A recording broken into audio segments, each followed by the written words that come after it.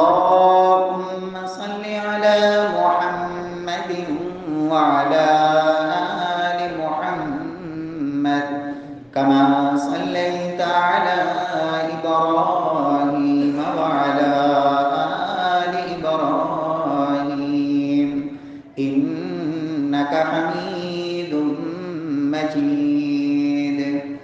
اللهم بارك على محمد وعلى آل محمد كما باركت على إبراهيم وعلى آل إبراهيم إنك حميد مجيد.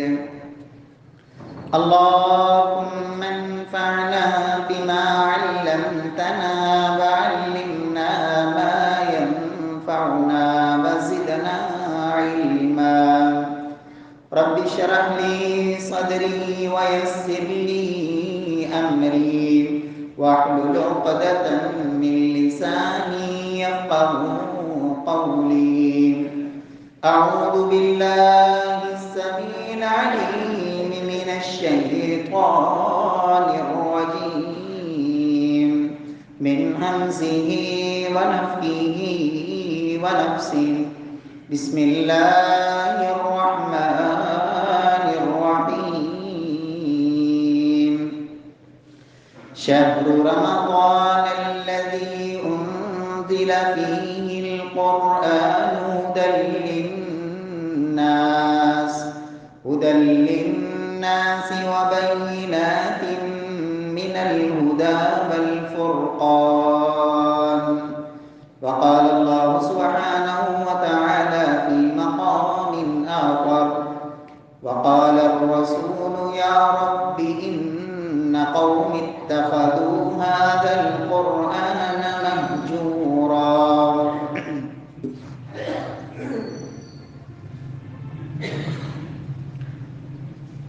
معزز سامعین کرام، محترم بھائیوں، بزرگوں، دوستوں، معززات ماؤں اور بہنوں، اللہ رب العزت کی ذات پر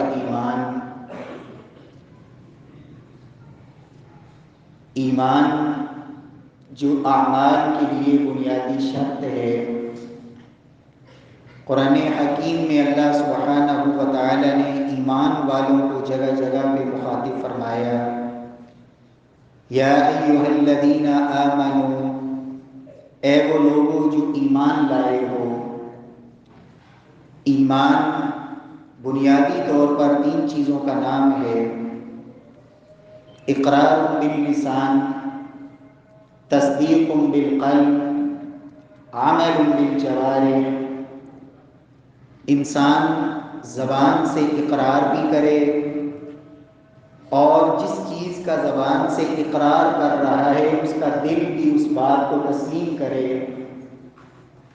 اور جس چیز کا زبان نے اقرار کیا ہے دل نے اس کی تصدیق کی ہے، انسان کے اعمال اس بات پر گواہ ہوں اور عمل سے انسان اس کی تصدیق کرے۔ تو یہ 3 چیزیں جب جمع ہوتی ہیں تو پھر ایمان بنتا ہے۔ اگر صرف زبان سے اقرار ہے اور دل سے جس بات کا اقرار کرتا ہے اس کی تصدیق نہیں تو اسے منافقت کہتے ہیں۔ منافق کلمہ پڑھتے تھے لیکن نبی صلی اللہ علیہ وسلم کی نبوت کو دل سے نہیں مانا، ساری زندگی کے جتنے اعمال تھے دل کی گواہی اور تصدیق نہ ہونے کی وجہ سے وہ عمل اللہ کے ہاں قابل قبول نہ ہوئے۔ اور اگر زبان سے اقرار بھی ہے، دل سے تصدیق بھی ہے، لیکن انسان کا عمل اس بات پر گواہی نہیں دیتا اور اس کے مطابق اعمال نہیں ہیں تو پھر اسے فسق کہا جاتا ہے، اور ایسا انسان فاسق اور فاجر ہوتا ہے کہ زبان سے کہتا ہے، دل سے مانتا بھی ہے لیکن عمل نہیں کرتا ہے۔ پیارے بھائیوں، یہ تینوں چیزیں ملیں تو پھر ایمان بنتا ہے۔ اور قرآن حکیم میں اللہ سبحانہ و تعالی نے ایمان کے ساتھ ساتھ عمل صالح کا تذکرہ فرمایا ہے۔ لوگوں الا الذین آمنوا وعملوا الصالحات، سارے لوگ خسارے میں ہیں سوائے ان لوگوں کے جو ایمان لائے اور ایمان کے ساتھ نیک اعمال کیے۔ نبی کائنات صلی اللہ علیہ وسلم کی تعلیمات بھی یہی بتاتی ہیں کہ عمل اللہ کے ہاں کامیابی کے لیے از حد ضروری ہے، اور جس انسان کی عمل کی سواری سست پڑ گئی، کوئی بھی کسی ہستی کے ساتھ اس کا کسی قسم کا کوئی بھی نسبی تعلق، کوئی بھی خاندانی تعلق، کوئی بھی پیری مریدی کا تعلق، کوئی بھی کسی قسم کا تعلق اسے کوئی نفع نہیں دے گا جب انسان کا عمل اس کی سواری سست پڑ گئی اور عمل اس کی نجات کا ذریعہ نہ بن سکا۔ پیارے بھائیوں، اللہ رب العزت کی رحمت اعمال کے ساتھ ساتھ یہ ضروری ہے عمل بھی ہو اور پھر رب العالمین کی رحمت کی امید بھی ہو۔ انسان جب دنیا سے رخصت ہوتا ہے، نبی صلی اللہ علیہ وسلم فرماتے ہیں کہ جب میت کو اٹھا کے لوگ لے کے جاتے ہیں قبر کی طرف، تین چیزیں ساتھ جاتی ہیں، اس کی محبت کرنے والے بیٹے، رشتہ دار، عزیز و اقارب، وہ بھی ساتھ جاتے ہیں، اس کا کچھ نہ کچھ مال و دولت جو کسی بھی شکل میں ہو وہ بھی ساتھ جا رہا ہوتا ہے، اور تیسری چیز انسان کا عمل ہوتا ہے۔ فرمایا یرجع اثنان، محبت جتنی مرضی کیوں نہ ہو، کوئی بھی ساتھ قبر میں لیٹنے کے لیے تیار نہیں ہوتا ہے، رشتہ دار سارے چھوڑ کے واپس پلٹتے ہیں، مال بھی واپس آتا ہے، اگر قبر میں کوئی چیز باقی رہتی ہے اس کے ساتھ اس کا عمل ہے۔ رسول اللہ صلی اللہ علیہ وسلم فرماتے ہیں کہ جب انسان کو قبر کے اندر تنہا چھوڑا جاتا ہے تو وہاں ایمان والا، عمل صالح کرنے والا اس تنہائی کے اندر کیا دیکھتا ہے کہ ایک انتہائی حسین و جمیل خوبصورت چہرے والا نوجوان اور انتہائی بہترین اور عمدہ پوشاکیں اور لباس زیب تن کیے ہوئے اور اتنی عمدہ اور بہترین خوشبوئیں اور اس سے مہکے اور معطر، تو فرمایا وہ اس کی طرف آ رہا ہوتا ہے، تو یہ دیکھ کر اس کو کہتا ہے عملک وجہک یأتی بخیر، کہ تیرے چہرے سے ہی لگتا ہے کہ تو کوئی خیر کی خبر لے کے آنے والا ہے، تو ہے کون؟ اتنا خوبصورت چہرہ، اتنا خوبصورت لباس اور اتنی خوشبوئیں، تو کون ہے؟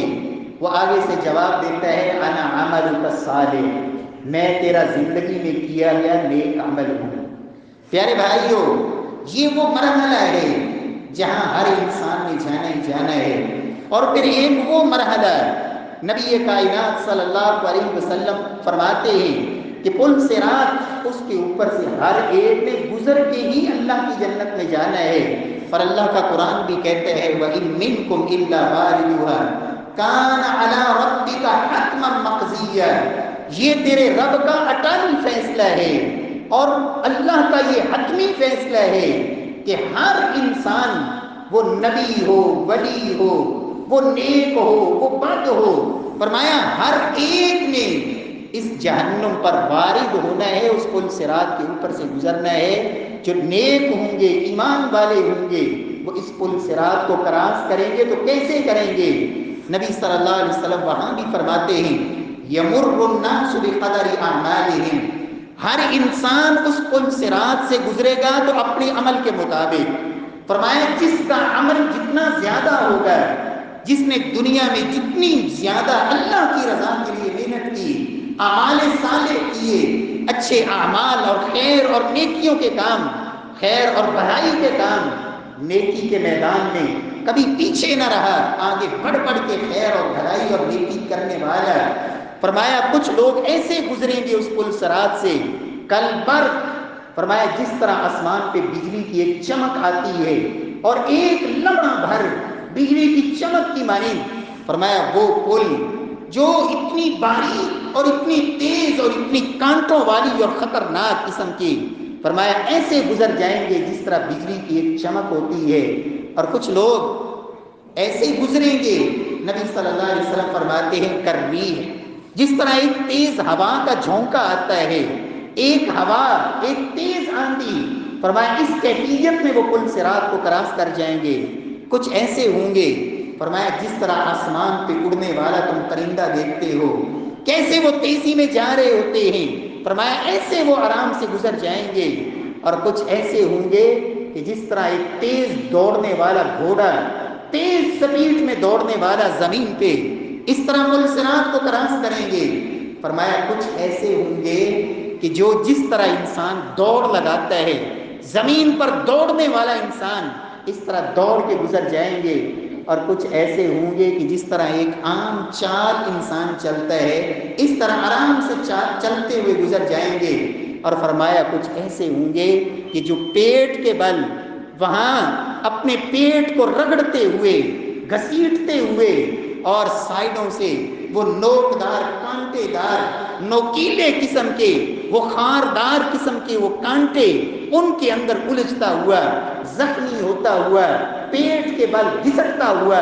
وہاں سے گزرے گا، اور ساتھ اللہ سے سوال کرے گا اے پروردگار لما ابطأت، یا اللہ میرے لیے یہ سستی کیوں ہوئی؟ کوئی تو اس طرح گزر گیا جس طرح بجلی کا ایک چمک ہوتی ہے، کوئی تیز ہوا کی طرح، کوئی اڑنے والے پرندے کی طرح، کوئی تیز گھوڑے کی طرح، کوئی دوڑ کر گزر گیا، کوئی چل کے گزر گیا، میرے لیے یہ وجہ کیوں بنی؟ تو رب فرمائیں گے اب تأبہ عملک، یہ سست تجھے میں نے نہیں کیا، تیرے عمل نے تجھے سست کیا ہے، یہاں سے گزرنا تھا بقدر اعمالہم، اپنے عمل کے مطابق۔ اور دوسری روایت میں اللہ کے رسول صلی اللہ علیہ وسلم فرماتے ہیں کہ لوگ اس پل صراط سے گزریں گے نور اور روشنی کے سبب، اور نور اور روشنی ملے گی عمل کی وجہ سے، فرمایا کچھ ایسے ہوں گے نور ہی نور اور روشنی ہی روشنی، اور کچھ کا نور اتنا سا معمولی ہوگا جس طرح ہاتھ اور پاؤں کا ناخن ہوتا ہے، جس قدر روشنی اور نور جس کے پاس زیادہ ہوگا اسی قدر اس کا پل صراط سے گزرنا آسان ہوگا۔ میرے پیارے بھائیوں، رب العالمین ہمیں عمل کی سواری کو اللہ تیز کرنے کی توفیق نصیب فرمائے۔ یاد رکھیں دنیا میں دھوکے اور فراڈ بڑے بڑے آپ کو ملیں گے، فلاں کی ہم مرید، فلاں ہستی سے میرا تعلق، اور یاد رکھیں اس کائنات سے محمد مصطفیٰ صلی اللہ علیہ وسلم سے بڑھ کے کس کا تعلق ہو سکتا ہے؟ سیدہ فاطمہ الزہراء، اللہ کے نبی کی لخت جگر، سیدہ فاطمہ، سیدہ عائشہ رضی اللہ تعالی عنہا، امہات المؤمنین، سیدہ صفیہ اللہ کے نبی کی پھپھی، سیدنا عباس اللہ کے نبی کے چچا، کائنات کے امام، نام لے کر ایک ایک کا نام لے کر یا فاطمہ بنت محمد اعملی، اے میری بیٹی فاطمہ عمل کر لے، اے میری بیٹی فاطمہ عمل کر۔ جناب محمد مصطفیٰ صلی اللہ علیہ وسلم رات کا پچھلا پہر ہوتا ہے، سیدہ عائشہ کو بیدار کرتے، یا عائشہ قومی اوتری، عائشہ اٹھو اور وطر پڑھو، رات کی نماز ادا کرو۔ اللہ کے نبی آواز دیتے ہیں، یہ حجرے واریوں کو کون بیدار کرے تاکہ اٹھیں اور اللہ کے سامنے عبادت کریں۔ پیارے بھائیوں، اللہ رب العزت ہمیں عمل کی توفیق نصیب فرمائے۔ بد عملی یہ بہت بڑا دھوکہ ہے شیطان کی طرف سے۔ یاد رکھیں لا الہ الا اللہ یہ جنت کی چابی ضرور ہے، لیکن کوئی ایسی چابی نہیں ہوتی جس کے دندانے نہ ہوں، اور لا الہ الا اللہ جنت کی وہ چابی ہے جس کے دندانے یہ اعمال صالحہ ہیں، نماز کی شکل میں، روزے کی شکل میں، تلاوت کی شکل میں، ذکر کی شکل میں۔ پیارے بھائیو، یہ شہر رمضان ایام معدودات، گنتی کے چند دن، جب بھی کبھی عمل کر کے، نیکی کر کے، قرآن پڑھ کے، تلاوت کر کے، قیام کر کے، ذکر کر کے تھکاوٹ کا احساس ہو تو یہ جملہ دہرا دیا کریں، ایام معدودات گنتی کے دن ہیں، ایام معدودات گنتی کے دن۔ پیارے بھائیوں، یہ دن گزر جائیں گے، تھکاوٹ ختم ہو جائے گی، لیکن عمل اگر کیا ہوا تو وہ ہمیشہ ہمیشہ کے لیے اللہ کے ہاں محفوظ ہو جائے گا۔ اللہ توفیق سے نوازے۔ پیارے بھائیوں، یہ مہینہ کتنا قیمتی ہے۔ امام ابن جوزی رحمہ اللہ ایک بات کہا کرتے تھے، کہتے ہیں لو قیل تاللہ لو قیل لأہل القبور تمنوا لتمنوا یوما من رمضان۔ امام ابن جوزی رحمہ اللہ کہا کرتے تھے وہ لوگ جو دنیا سے چلے گئے، زمین کے نیچے مٹی میں دفن ہو گئے، اگر ان کو یہ آپشن دیا جائے کہ تمہارے ایک خواہش ایسی ہے جو پوری کر دی جائے گی، کرو خواہش کیا کرتے ہو، لتمنوا یوما من رمضان، تو قبروں میں پڑے ہوئے لوگ، دنیا سے گئے ہوئے لوگ، مردہ قسم کے لوگ، فرمایا وہ کیا تمنا کریں گے، وہ کہیں گے ہمیں رمضان کا ایک دن نصیب ہو جائے، ہماری آرزو یہی ہے۔ میرے پیارے بھائیوں، میں اور آپ کتنے خوش نصیب ہیں، اللہ نے یہ ماہ مقدس عطا کیا ہوا ہے۔ پیارے بھائیوں، اس مہینے کے اندر عمل کریں، یہ رب نے سیزن بنایا ہے، موسم بنایا ہے، چھوڑ دیں دنیا کے دھندے، اور اس سے بڑا کام کیا ہو سکتا ہے۔ امام مالک، امام اہل المدینہ، مسجد نبوی کے امام، مسجد نبوی میں بیٹھ کر حدیث پڑھانے والے، جب رمضان کا مہینہ آتا کہتے لوگوں یہ شہر قرآن ہے، یہ قرآن کا مہینہ ہے، مالک اس مہینے میں حدیث کا سبق بھی نہیں پڑھائے گا، لوگوں پڑھو قرآن، جوڑو اللہ کے قرآن سے تعلق، اس لیے کہ اس مہینے کا تعارف میرے رب نے کروایا ہے تو قرآن کے ساتھ، شہر رمضان الذی انزل فیہ القرآن، لوگوں یہ وہ رمضان ہے جس میں اللہ نے قرآن اتارا ہے۔ قرآن کا نزول آغاز اسی مہینے کی ایک رات میں، لیلۃ القدر، ایک رات جس میں اللہ نے قرآن کو نازل کیا، اس ایک رات کو رب نے 1000 مہینے کی عبادت سے اللہ نے بہتر بنا دیا ہے۔ جو اس قرآن سے جڑ جائے گا اس کی کیا شان، کیا عظمت، رب العالمین ہمیں قرآن سے اللہ سچی یاری لگانے کی رب توفیق نصیب فرمائے۔ پیارے بھائیوں، نبی کائنات صلی اللہ علیہ وسلم کے صحابہ ہر وقت فکر کیا تھی، سیدنا عثمان غنی رضی اللہ تعالی عنہ یہ حدیث کے راوی، خیرکم من تعلم القرآن وعلمہ، خود بھی زندگی بھر قرآن کی خدمت بھی کی، قرآن مجید کو جمع کروایا، مختلف اس کی کاپیاں تیار کروائیں، مختلف علاقوں میں بھجوائیں، قرآن ان کے لیے وظائف مقرر کیے، جو قرآن کو یاد کرتا ہے اس کے لیے انعامات عطا کرتے، جو مقروض ہوتا اس کے قرضوں کو ادا کرتے، خود زندگی کا معمول ایسا، دن بھی قرآن پڑھتے، رات بھی قرآن پڑھتے، اور حتیٰ کہ رب نے پھر موت بھی دی، شہادت کی موت، اور آخری وقت بھی سیدنا عثمان غنی قرآن ہی پڑھ رہے ہیں، اور اپنے خون کے ان کے قطرے بھی اللہ کے کلام پہ گرے۔ کل قیامت والے دن کسی کے حق میں کوئی گواہی دے گا، لیکن وہ کتنی شاندار اور کتنی عظمت والی موت ہے کہ گواہی اس شہادت کی دے گا تو اللہ کا قرآن دے گا۔ رب العالمین ہمیں بھی قرآن سے سچی محبت نصیب فرمائے۔ صحابی رسول قرآن پڑھ رہے ہیں، ادھر سے دشمن نے تیر مارا، کہا دشمن کے تیر کا زخم اپنی جگہ، تکلیف اپنی جگہ، لیکن جو رب کا کلام پڑھنے میں جو لذت آ رہی ہے، جو سکون اور جو مٹھاس اس کے اندر ہے، دل نہیں چاہ رہا کہ نماز کو ختم کر دیا جائے، جسم سے خون بہ رہا ہے، ادھر یہ قرآن پڑھ رہے ہیں۔ اللہ ہمیں بھی قرآن سے ایسی دوستی اللہ نصیب فرمائے، اور یہ کب بنتی ہے؟ جب قرآن اس کو صرف برکت کے لیے نہیں، صرف مجلس کے آغاز میں چند آیتیں تلاوت کے لیے نہیں، صرف دم جھاڑے کے لیے نہیں، بلکہ اس قرآن کو سمجھا جائے، اس کو جو اللہ نے اس جگہ بھی فرمایا شہر رمضان الذی انزل فیہ القرآن، فرمایا لوگوں رمضان وہ مہینہ ہے جس میں اللہ نے قرآن اتارا ہے۔ کیسا قرآن؟ ھدی للناس وبینات من الھدی والفرقان، لوگوں یہ ہدایت والی کتاب ہے، یہ تو ہدایت ہے، نور ہدایت۔ جب قرآن کو پڑھا کریں، پہلے یہ نیت کریں، سوچ بنائیں، اور میرا رب تو نیتوں کو بھی دیکھتا ہے، ارادوں کو بھی دیکھتا ہے۔ اے اللہ یہ قرآن تیرا کلام ہدایت ہے، اور ہدایت کیسی؟ بینات من الہدی، دلائل والی ہدایت، انتی ہدایت نہیں کہ میں کہوں میں ہدایت پر ہوں۔ دلیل کیا ہے ہدایت کی؟ دلیل کوئی نہیں، ہوں میں ہدایت پر۔ اللہ کے نبی صلی اللہ علیہ وسلم نے یہی کہا تھا، لوگوں 72 فرقے بنی اسرائیل کے بنے، میری امت 73 فرقوں میں بٹے گی، ہر ایک کا دعویٰ ہوگا میں حق پہ ہوں، لیکن حق پہ وہ ہوگا جو اللہ کے قرآن پہ ہوگا، محمد مصطفیٰ کے فرمان پہ ہوگا۔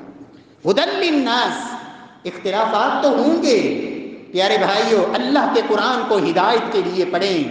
قرآن یہ کہتا ہے وَلَوْ أَشْرَكُوا لَحَبِطَ عَنْهُمْ مَا كَانُوا يَعْمَلُونَ، اللہ کا قرآن کہتا ہے جن کو رب کو چھوڑ کر تم پکارتے ہو، قیامت تک پکارتے رہو، تمہاری پکار سن ہی نہیں سکتے، جواب دینا تو دور کی بات ہے۔ انسان قرآن بھی پڑھے اور جب مشکل آئے تو وہاں جا کے کسی قبر پہ سجدہ ٹیکے، اپنی پیشانی کہیں کسی حجر شجر کے سامنے جھکائے، اس کا مطلب یہ ہے کہ اس نے قرآن کو ہدایت کے لیے پڑھا ہی نہیں۔ قرآن تو پڑھتا ہو، عدالت کا آغاز، اپنی مجلس کا آغاز قرآن کی تلاوت سے کرے، لیکن وہاں فیصلہ وہ انگریزوں کے قانون کے مطابق، یہود و نصارہ کے بنائے ہوئے قوانین، وَمَن لَّمْ يَحْكُم بِمَا أَنزَلَ اللَّهُ فَأُولَٰئِكَ هُمُ الْكَافِرُونَ وَمَن لَّمْ يَحْكُم بِمَا أَنزَلَ اللَّهُ فَأُولَٰئِكَ هُمُ الظَّالِمُونَ۔ اور لوگوں یہ تو ہدایت کی کتاب تھی، اللہ نے اس میں سیاست بھی دی ہے، رب نے اس میں عدالت عدل کے قوانین بھی دیے ہیں۔ آج مسلمان دکان پہ بیٹھا ہے، آغاز کرتا ہے قرآن کی تلاوت سے، بڑی اچھی بات ہے، برکت آتی ہے، پڑھیں اس کو، لیکن ساتھ سود کا کاروبار بھی کر رہا ہے۔ اس کا مطلب یہ ہے کہ اس نے قرآن کو پڑھا ہے لیکن ہدایت کے لیے نہیں پڑھا۔ قرآن تو بتا رہا ہے کہ سود اللہ کے ساتھ جنگ ہے، اللہ اور اس کے رسول کے ساتھ اعلان جنگ ہے۔ یہ کیسے ممکن ہے کہ ایک مسلمان اللہ کے قرآن کی ان آیات کو بھی پڑھے اور پھر سودی کاروبار بھی کرے؟ اس کا مطلب یہ ہے کہ اس نے قرآن کو ہدایت کے لیے پڑھا ہی نہیں۔ پیارے بھائیو، اللہ کا تو قرآن کہتا ہے فَإِن تَنَازَعْتُمْ فِي شَيْءٍ فَرُدُّوهُ إِلَى اللَّهِ وَالرَّسُولِ، اختلاف ہو تو مٹے گا کیسے؟ مٹاؤ اپنے اختلافات کو، پیش کرو اللہ کے قرآن پر۔ کسی شخصیت کا نام رب نے نہیں ذکر کیا کہ مسلمانوں اپنا اختلاف مٹانے کے لیے فلاں شہر کا رخ کر لینا، فلاں بستی کا رخ کر لینا، فلاں شخصیت کی پیروی کر لینا، فلاں شخصیت کے پیچھے بھاگنا۔ اللہ کا قرآن کہتا ہے فَرُدُّوهُ إِلَى اللَّهِ وَالرَّسُولِ، اختلاف مٹانے ہیں، اگر آنکھوں پہ پڑی ہوئی پٹیاں اتارنی ہیں، بصیرت کی زندگی جینا ہے، اندھا پن ختم کرنا ہے، پھر آؤ اللہ کے قرآن کو ہدایت کے لیے پڑھو، اللہ کے قرآن سے فیصلے کرواؤ۔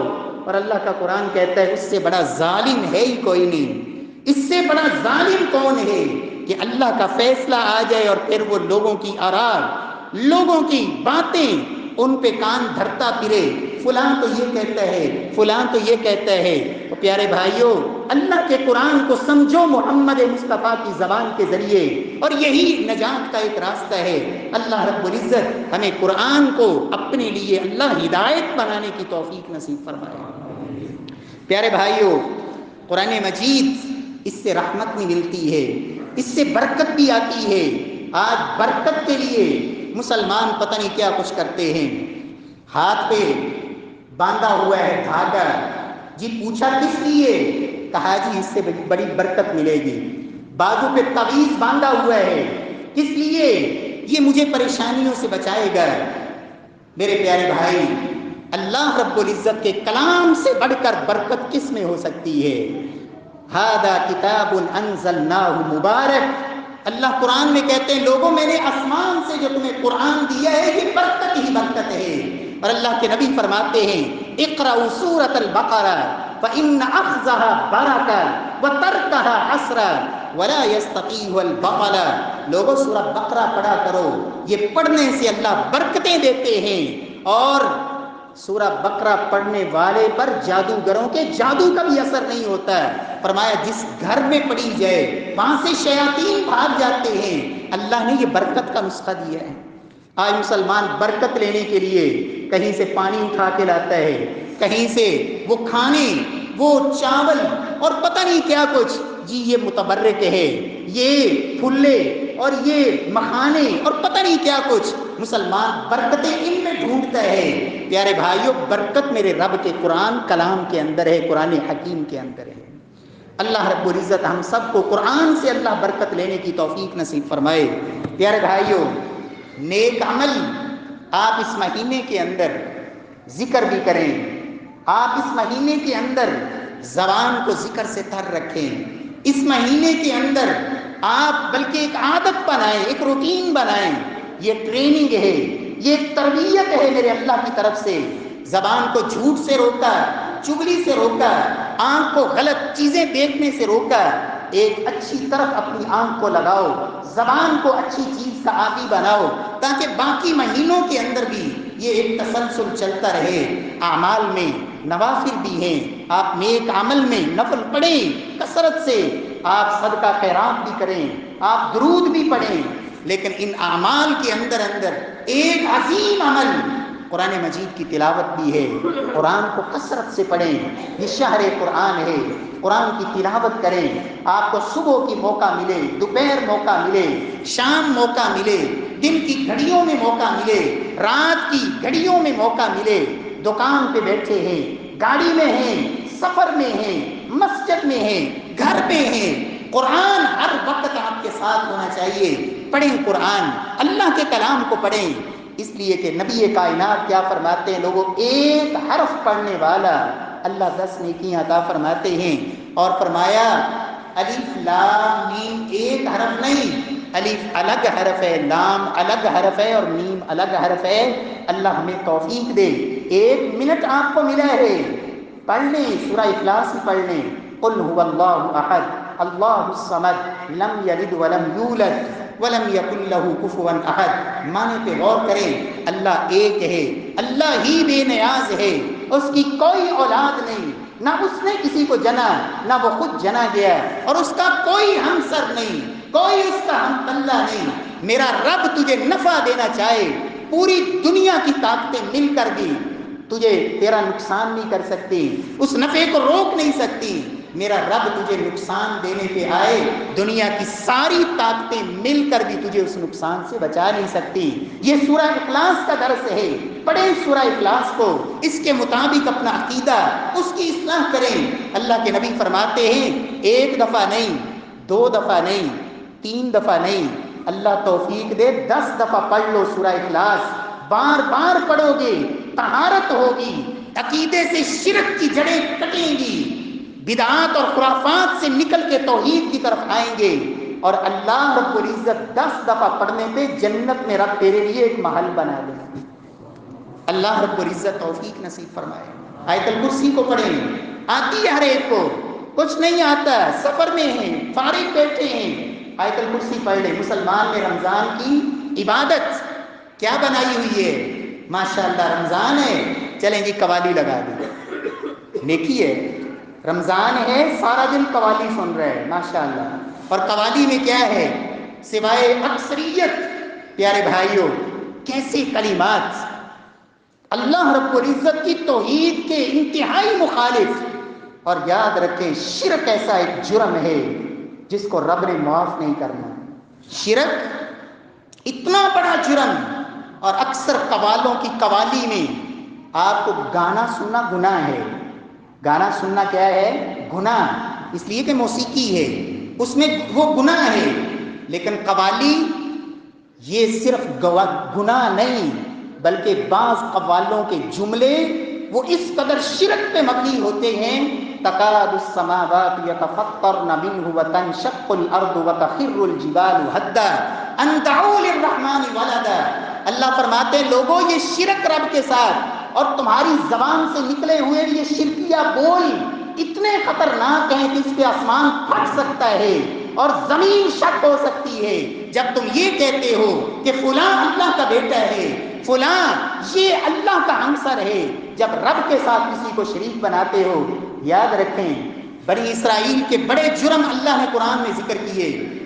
بنی اسرائیل یہودی عیسائی ایک فہرست ہے ان کے گناہوں کی، لیکن ایک گناہ ایسا انہوں نے کیا جس پہ رب نے کہا سوائے اور کوئی راستے کے کہ اپنی گردنیں خود کاٹو، اپنے جسموں کو قتل کرو اور خود ایک دوسرے کو مارو، یہ تمہارے گناہ کی سزا ہے اور کوئی سزا نہیں. اور وہ جرم کیا تھا؟ جب انہوں نے رب کے مقابلے میں ایک بچڑے کو خدا سمجھ کر اس بچڑے کی پوجا شروع کی، تو رب نے کہا اس سے تمہاری توبہ کا راستہ ایک ہی ہے کہ اپنے آپ کو قتل کرو، زندہ رہنا ہی تمہیں اس زمین پہ حق نہیں، اس لیے کہ جرم اتنا بڑا کیا ہے۔ اللہ رب العزت ہمیں شرک سے بچائے۔ قرآن مجید یہ تو اللہ رب العزت کی توحید کا درس دیتا ہے۔ قرآن مجید آپ پہلی سورت پہلی آیت سے لے کر، یہ کیسا مسلمان ہے سارا دن سورۃ الفاتحہ نماز کی ہر رکعت میں پڑھتا ہے، ایاک نعبد و ایاک نستعین، اور پھر مدد کی ضرورت ہو تو کہتا ہے مجھے اللہ کے علاوہ فلاں سے بھی مدد مل جائے گی۔ اور یہ مدد وہ ہے جو ما فوق الاسباب ہو، اسباب سے بالا تر ہو کر میں بیٹھا یہاں لاہور میں ہوں اور مجھے مدد بغداد سے مل جائے گی، میں یہاں پکاروں تو وہاں جو ہستی ہے وہ وہاں سے میری مدد کے لیے آ جائے گی۔ یہ مدد ایاک نعبد و ایاک نستعین، اس جملے کے اندر ایسی تمام مدد کی رب نے نفی کر دی۔ اللہ رب العزت ہمیں قرآن کو سمجھنے والا بنائے۔ یہ قرآن ہی تھا، جب مسلمانوں نے اس قرآن کو سمجھا تھا، سیدنا مغیرہ بن شعبہ رضی اللہ تعالی عنہ، مسلمان کے اندر غیرت کب آتی ہے، ایمانی جذبہ کب بیدار ہوتا ہے، جب یہ گناہوں سے بچتا ہے۔ جس پیٹ میں حرام گیا ہو، حرام کا ایک گھونٹ پیا تھا، دوسرے پارے کا آخری رکوع پڑھ کے دیکھیں، اس طالوت کے لشکر نے فلما فصل طالوت بالجنود قال ان اللہ مبتلیکم بنہر، لشکر لے کے نکلے لڑائی کے لیے، کہا راستے میں یہ نہر آ رہی ہے، اس سے تم نے پانی نہیں پینا، رب نے منع کیا ہے۔ لشکر میں سے صرف 313 افراد وہ تھے، اتنی تعداد اصحاب بدر کی تھی، انہوں نے پانی نہ پیا، باقی وہ جتنا بھی لشکر تھا سب نے پانی پیا۔ وہ پانی کے گھونٹ حرام کے رب نے روکا تھا، پی لیا۔ جب وہ پیٹ میں گیا تو کہتے ہیں لا طاقت لنا اليوم بجالوت وجنودی، اللہ نے ساری قوت ہی چھین لی، ساری قوت سلب کر لی، کہتے ہیں اب لڑنے کی طاقت ہی نہیں رہی۔ حرام گیا پیٹ میں تو طاقت ختم، صرف وہی 313 جا کے مقابلہ کیا جنہوں نے حرام نہیں کھایا تھا۔ اگر یہ رب کا کلام مجھے اور آپ کو سود سے نہیں روکتا، شراب سے اور اس طرح کی حرام خوریوں سے، رشوت سے، جوئے سے، نئی نئی جدید شکلیں، اگر وہ سب کچھ چل رہا ہے تو پھر اللہ کے نبی کی یہ پشین گوئی، فرمایا قیامت کے قریب میرے صحابہ دشمن مسلمانوں پہ ایسے ٹوٹیں گے جس طرح بھوکے پیالے پہ ٹوٹتے ہیں۔ صحابہ نے کہا یا رسول اللہ تعداد تھوڑی ہوگی، فرمایا تعداد بہت زیادہ ہوگی، بہت زیادہ ہوگی، لیکن ایسے ہوگا جیسے سمندر کی جھاگ ہوتی ہے، قوت ہی کوئی نہیں۔ تو یہ قوت آتی ہے قرآن کو سمجھ کر پڑھیں، قرآن پہ عمل کریں۔ ہدی للناس، لوگوں یہ ہدایت کی کتاب ہے، یہ تو زندگیاں بدل دینے والی کتاب ہے، یہ تو انسان کی تاریکیوں اور خلوتوں کو پاک کر دینے والی کتاب ہے۔ اور اگر نہ قرآن کی طرف لوٹے تو پھر میرے اللہ کی گرفت بڑی سخت ہے۔ رب العالمین کل قیامت والے دن قرآن کے ساتھ آج ہی میں اور آپ اپنے اپنے گریبان میں جھانک کے فیصلہ کر لیں کہ قرآن نے قیامت والے دن 2 کردار نبھانے ہیں، یا قرآن تیرے حق میں گواہی دے گا یا تیرے خلاف گواہی دے گا، یا تیرا سفارشی بن کے آئے گا یا تیرے خلاف گواہی دینے والا آئے گا۔ اگر واقعی میں نے قرآن مجید کو پڑھا، قرآن مجید کو سمجھا، قرآن مجید پہ عمل کیا، قرآن مجید کے مطابق اپنی خوشی غمی عبادات اور اپنی سیاست عدالت کے قوانین اور دیگر نظام کو میں نے قرآن کے تابع کرنے کی کوشش کی، ہاں لا یکلف اللہ نفسا الا وسعها، آپ تو کوشش کرو، آپ کو جتنی اللہ نے طاقت دی ہے، اور اگر پرواہ کوئی نہیں، بس اونچی جگہ پہ لپیٹ کر غلاف میں رکھا ہوا ہے، برکت کے لیے اٹھا کے چوم بھی لیں گے، دن میں ایک آدھی دفعہ کھول کر 2-4 آیتیں پڑھ بھی لیں گے، بس یہی قرآن کا کام رہ گیا۔ میرے پیارے بھائیوں، اللہ قرآن میں فرماتے ہیں ایک مقدمہ میرا نبی بھی رب کی عدالت میں لے کے آئے گا، وقال الرسول یا ربی ان قوم اتخذوا هذا القرآن مہجورا، اللہ کے نبی رحمت للعالمین پیغمبر اللہ کی عدالت میں آئیں گے اور کیا کہیں گے، یا اللہ میں اپنی قوم کو قرآن دے کے آیا تھا اور انہوں نے میرے بعد قرآن کو چھوڑ دیا، قرآن کو چھوڑ دیا۔ اللہ کے نبی، اللہ رب العزت ہمیں اپنے محبوب کی اللہ شفاعت نصیب فرمائے، اور وہ شفاعت کیسے ملنی ہے، اس قرآن کو سینے سے لگانے سے، قرآن پر عمل کرنے سے، اللہ کے نبی کے احکامات کے مطابق زندگی گزارنے سے۔ آج میری اور آپ کی اگر صرف یہ سوچ ہے رمضان آ گیا چلیں بھی نمازیں بھی پڑھ لیتے ہیں، رمضان گیا بس سب کچھ ختم، میرے پیارے بھائیوں اللہ رب العزت کی عدالت میں پیش ہونا ہے، اور میدان محشر جب قبروں سے اٹھ کے میدان محشر میں جانا ہے وہ منظر ہی بڑا خطرناک ہے۔ قرآن کہتا ہے وَمَنْ أَعْرَضَ عَنْ ذِكْرِي فَإِنَّ لَهُ مَعِيشَةً ضَنْكًا وَنَحْشُرُهُ يَوْمَ الْقِيَامَةِ أَعْمَى۔ جب لوگ قبروں سے اٹھیں گے اللہ کے نبی فرماتے ہیں ایک آگ نکلے گی مشرق سے، لوگ اس کے آگے آگے بھاگیں گے اور لوگوں کو وہ ہانکے گی مغرب کی طرف، شام کا وہ علاقہ جس میں محشر کا میدان ہوگا۔ اللہ کے نبی صلی اللہ علیہ وسلم فرماتے ہیں لوگ اس طرف جا رہے ہوں گے، وہ آگ ساتھ ساتھ چلے گی، دوپہر کا وقت ہوگا آگ رک جائے گی، یہ آرام کریں گے، اٹھیں گے آگ پھر آگے بڑھے گی، یہ پھر آگے لگ کے بھاگنا شروع ہوں گے، رات کا وقت ہوگا آگ پھر رک جائے گی، یہ آرام کریں گے، صبح ہوگی آگ پھر چلے گی، یہ پھر آگے لگ کے بھاگیں گے۔ اور یہ پہلا دن کتنا بڑا ہوگا، اللہ کا قرآن کہتا ہے مقدارہ 50,000 سنہ، یہ پہلا دن 50,000 سال کے برابر ہوگا۔ اور قرآن سے اعراض کرنے والا اللہ کا قرآن کہتا ہے جب قبر سے اٹھے گا تو اللہ اندھا کر دے گا۔ اتنا لمبا سفر اور دوڑنا حشر کے میدان تک جانا، اور اگر ہوا ہی اندھا تو یہ سفر کیسے طے ہوگا؟ مشکلات میں اور اضافہ، چیخ کے کہے گا کنت بصیرا، اللہ میں تو دیکھتا تھا، کذالک اتتک آیاتنا فنسیتها، قرآن تیرے سامنے آیا، پڑھا گیا، سکھایا گیا، میری آیتیں آئی تیرے پاس، تو نے بھلا دیا، پسے پش ڈالا۔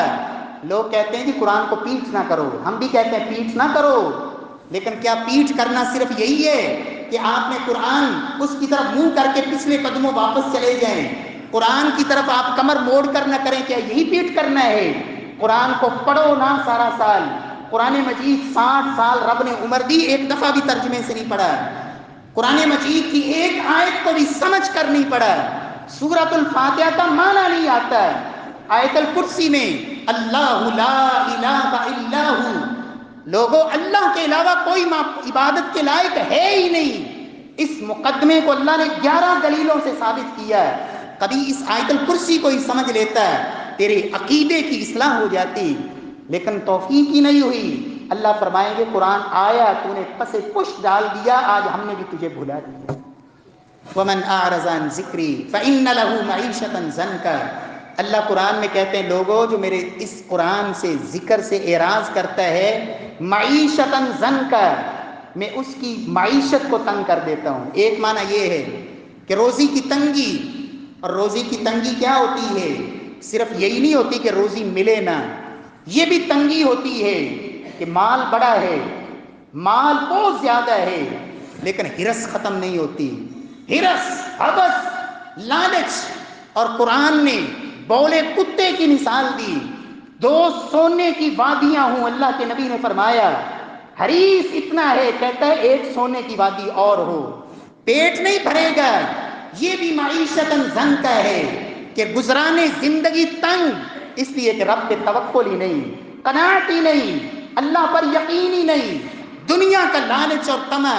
اور یہ بھی معیشتاً ضنکا ہے کہ دولت بہت زیادہ ہے لیکن کھا نہیں سکتا، استعمال نہیں کر سکتا، سکون کی نیند نہیں آتی، رات کو خوف اتنا ہے کہ پرسکون رات گزرتی نہیں، یہ بھی معیشتاً ضنکا ہے۔ اللہ رب العزت ہماری حالت پہ رحم فرمائے، اور زندگی میں رزق کی تنگی یہ بھی میرے اللہ کی طرف سے اللہ رحم فرمائے۔